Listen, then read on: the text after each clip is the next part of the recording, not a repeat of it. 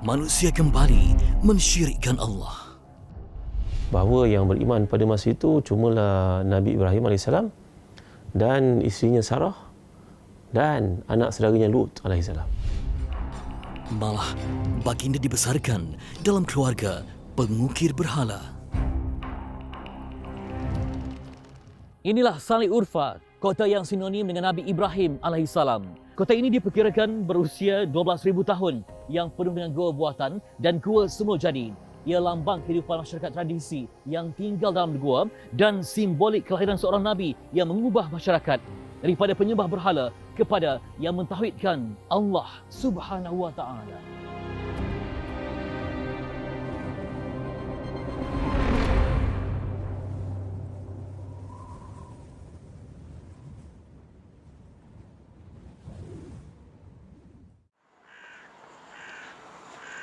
Salih Urfa, antara kota lama di lembah Mesopotamia. Ia mula dihuni manusia sekitar 5,500 tahun yang lalu.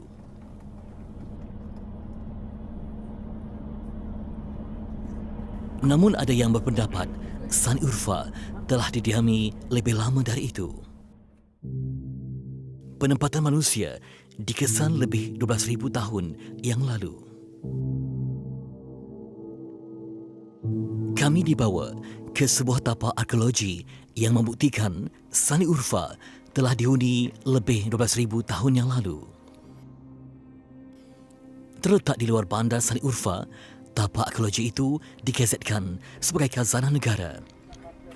Hanya kenderaan milik kerajaan sahaja dibenarkan masuk ke kawasan itu.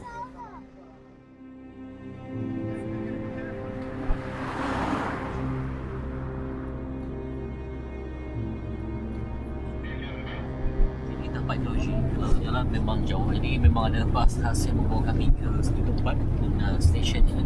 Jadi memang nampak kiri kanan sangat impresif, macam berada di ke bumi. Macam satu tempat yang asing lah.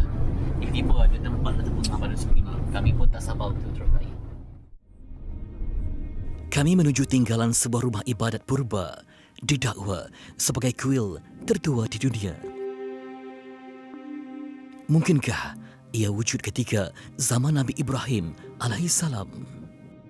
Ada berbagai pendapat yang menjelaskan. Kita dapat perhati dalam hadis sebagai contohnya jarak di antara mereka. Ada mengatakan 1,000 tahun, ada mengatakan 2,000 tahun, ada mengatakan 1,900 tahun lebih di antara Nabi Nuh dengan Nabi Ibrahim alaihissalam. Jarak masa antara Nabi Nuh alaihissalam dengan Nabi Ibrahim dipercayai antara 1,000 hingga 2,000 tahun.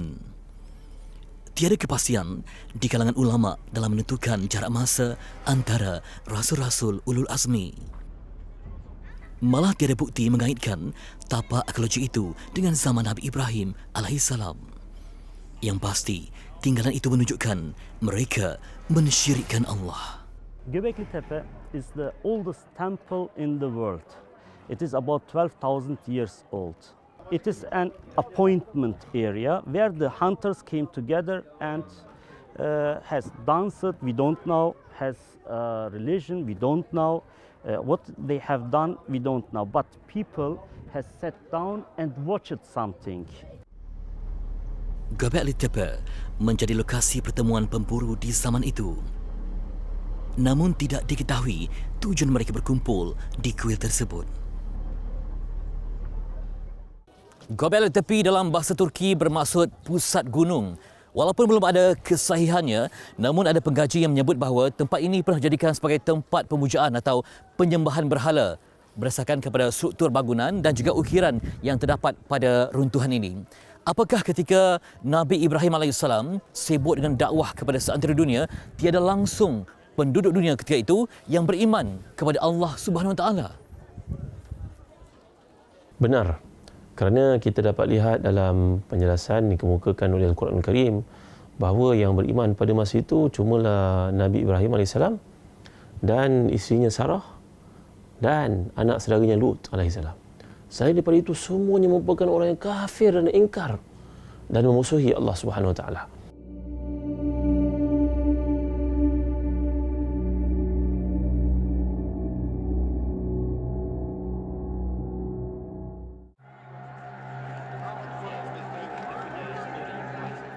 Kuil Göbekli Tepe didakwa telah wujud 7,000 tahun lebih awal daripada piramid di Mesir.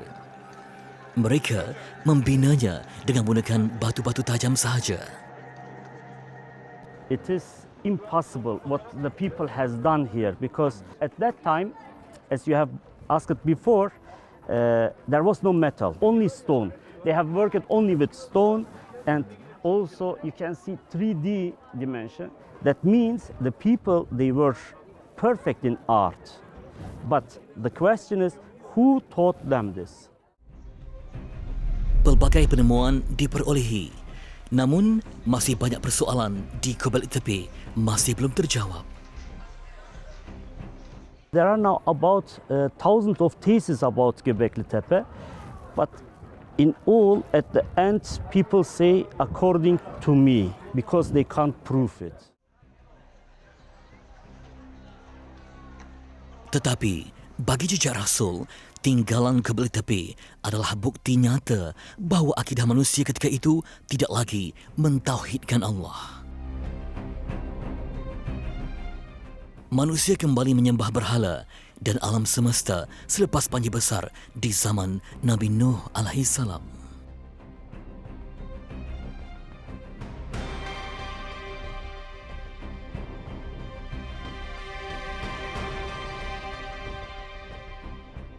Kesesatan berlarutan dari generasi ke generasi.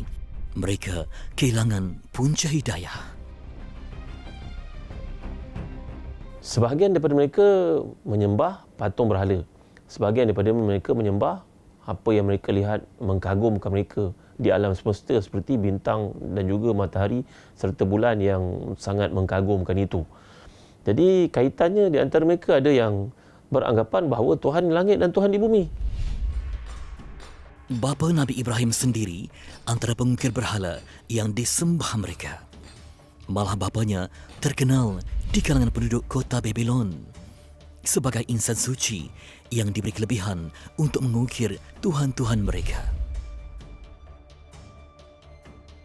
Kesesatan berterusan hingga Nabi Ibrahim alaihissalam dilahirkan. Nabi Ibrahim AS daripada ayahnya, sama ada ayah itu dipanggil dengan nama Azar ataupun namanya lain daripada itu, kerana kita dapat lihat perselisihan ini berlaku bila Nabi Ibrahim AS menyeru ayah itu untuk beribadah kepada Allah. Apakah ayah ini maksudkan itu ayahnya ataupun pakciknya? Kerana dalam bahasa Arab bila menyebut perkataan abun berbeza daripada walid. Walid, bapa. Abun pun bapa juga. Tapi kadang-kadang abun ini digunakan juga untuk merujuk kepada pakcik. Siapakah sebenarnya pengukir berhala itu? Jadi, bila merujuk kepada perkara ini, sebahagian daripada para sejarawan Islam mengatakan bahawa bukanlah yang dimaksudkan ayah Nabi Ibrahim itu seorang penyembah berhala. Itu pakciknya yang menjaganya, mungkin selepas kematian ayahandanya. Sejarawan Islam berpendapat pengukir berhala itu bukan bapa sebenar Nabi Ibrahim, tetapi bapa saudara atau pakcik baginda. Namun pendapat lain mengatakan dia bapa sebenar Nabi Ibrahim berdasarkan ayat Al-Quran dalam surah Maryam. Sama ada bapa sebenar atau bapa saudara, hakikatnya Nabi Ibrahim dibesarkan dalam keluarga pengukir berhala.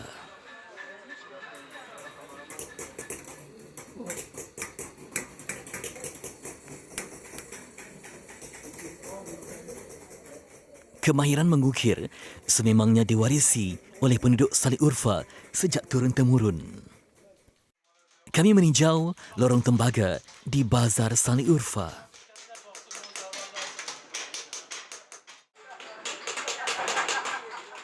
Pengukir muda dan tua begitu asyik dengan kerja tangan mereka. Sebuah kedai berusia lebih 90 tahun mengekalkan tradisi mengukir tembaga dari generasi ke generasi. Halil Chalishir, 58 tahun, menyiapkan tempahan jam tembaga tanpa menggunakan mesin atau peralatan moden. Dia mewarisi seni mengukir jam tembaga daripada ayahnya. Sekalipun dilanda teknologi dan juga pelbagai revolusi dalam perkilangan, nampaknya penduduk di Sali Urfa amat menghargai kerja tangan yang dilakukan oleh pembuat jam ini. Walaupun dah hampir berusia 90 tahun, permintaan masih tinggi dan dalam sehari mereka mampu menerima sehingga 50 tempahan. Inilah keunikan di kedai jam ini. Perniagaan itu bertahan walau diusahakan lebih 90 tahun yang lalu. Tempahan ringkas disiapkan dalam masa 2 jam sahaja. Bagi tempahan istimewa, memakan masa 2 hari. Kebanyakan motif yang terdapat di jam ini berkonsepkan sejarah Sali Urfa. Sebagai contoh, tasik yang menceritakan kisah Puteri Namrud iaitu Zaliha.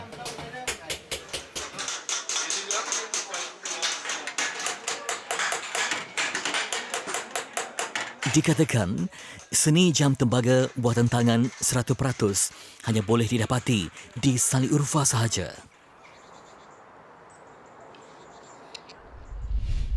Mengimbau kisah Nabi Ibrahim yang dibesarkan dalam keluarga pengukir berhala.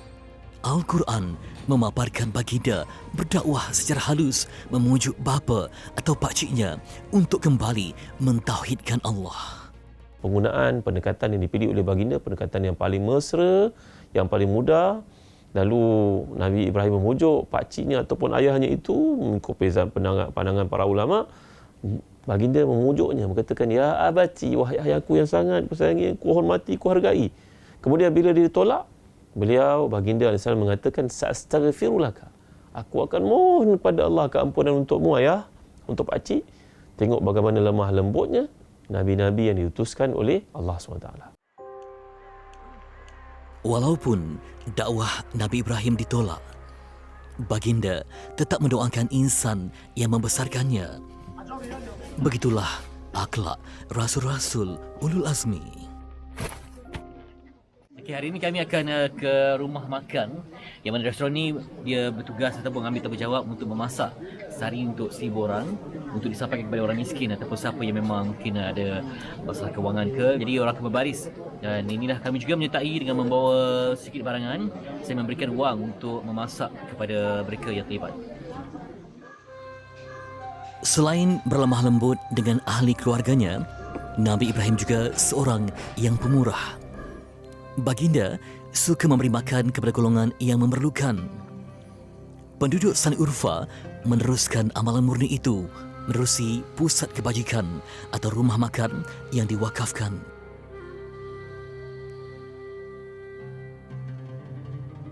Kami meninjau sebuah daripada pusat kebajikan atau rumah makan itu.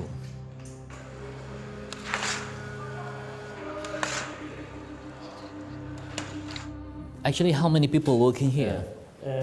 About 15. 15 people. 15 people are working, but they are also working as staff, but they don't take any salary. Oh. How about the menu? They change every day. The menu. Menü her gün değişiyor. Yeah, every day. Nereden geliyorlar? Fakirler nereden geliyor? Urfa'nın bu çeşitli mahallelerinden. The menu will be changed every season, yeah? Or every Yes. day. Every day they have different menu. Yesterday. Bella, sebenarnya menu ni ditukar pada setiap hari dan juga mengikut musim. Kalau musim berkenaan banyak daging, maka akan daging yang akan dimasak. Dan sebenarnya ini akan berlangsung pada setiap hari. Dan satu bekas ini sebenarnya mampu untuk memberi makan sehingga 1,200 orang. Jadi mereka akan masak untuk bekalan 10,000 orang. Bayangkan, dan mereka yang bekerja ni tanpa gaji. Semuanya atas dasar amal demi mendapat keberkahan dari ilahi. I'm really impressed with the program. Yeah. Pusat kebajikan itu diwakafkan oleh hartawan Turki dan diurus seorang imam serta kaki tangan restoran yang bekerja tanpa mengambil upah.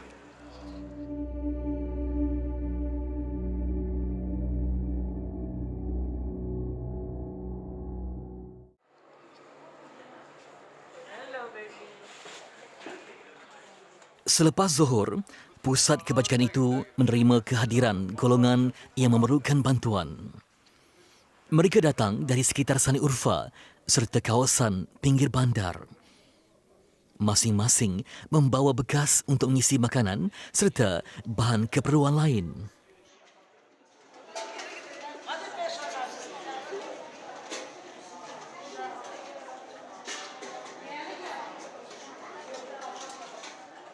Bantuan diutamakan kepada ibu-ibu tunggal, anak-anak yatim, penganggur dan mereka yang dihimpit kesempitan hidup. Makanan yang dibekalkan pula cukup untuk dinikmati sebuah keluarga dalam sehari. Kami mengambil kesempatan memberi manisan dan minuman kepada anak-anak yatim yang hadir.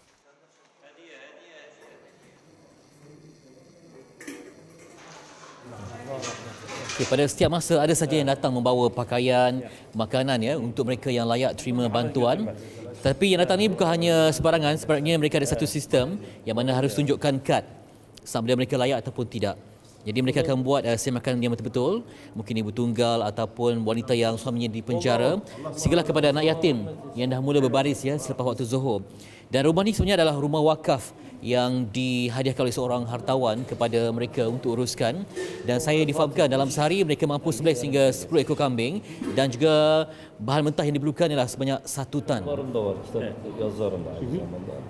He has also books, and he told me before, normally this way is the way of Prophet Ibrahim, because he was also the same. Ya, tadi Imam ada sebutkan bahawa dia sangat terinspirasi dengan kisah Nabi Ibrahim yang sangat membantu masyarakat ya, memberi sumbangan, memberi makan. Moga-moga berkat membantu orang miskin ni hidupnya diberkati ilahi. Pusat kebajikan itu telah beroperasi sejak 50 tahun yang lalu. Dari hari pertama ia diwakafkan, infak atau sumbangan pederma tidak pernah putus sehingga ke hari ini. Baiklah, bagi pemandu bas ada kerjasama dengan pihak pemerintah. Saya kata kalau mereka nampak ada logo sebegini, jadi tak payah bayar taman bas, sebab ini memang program untuk kebajikan dan mereka pun mendapat manfaat. Datang dari jauh dengan kelaparan, bawa pulang dengan makanan dan tak payah bayar apa-apa. Semuanya demi kebaikan dan juga amal yang berpasangan.